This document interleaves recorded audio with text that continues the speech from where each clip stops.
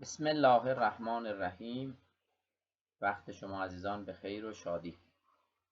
از کتاب عربی نهم رسیدیم به درس ششم، الدرس السادس، مدرسة القریة، مدرسه روستا. ببینیم چه لغات و کلمات جدیدی برای شما عزیزان در نظر گرفته شده. لغات این درس 21 کلمه جدیده. انشالله که این کلمات در طول مکالمه ها کمکتون کنه. استلم دریافت کرد، یستلم دریافت می کند.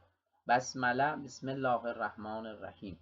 تعلم یاد گرفت، یتعلم و یاد می گیرد. حفلت و زواج جشن عروسی، حفلت و میلاد جشن تولد. دفع دور کرد، دفع کرد پرداخت.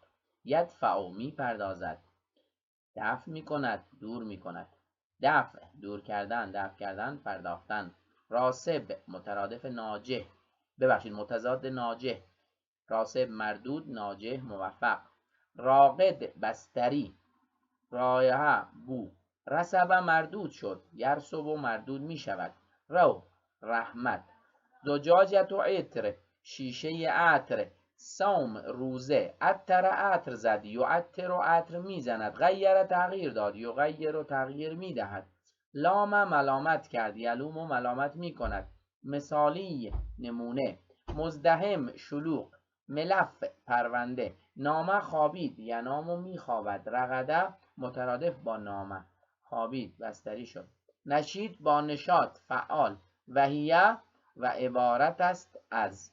بریم سراغ متن درس به کمک این کلمات.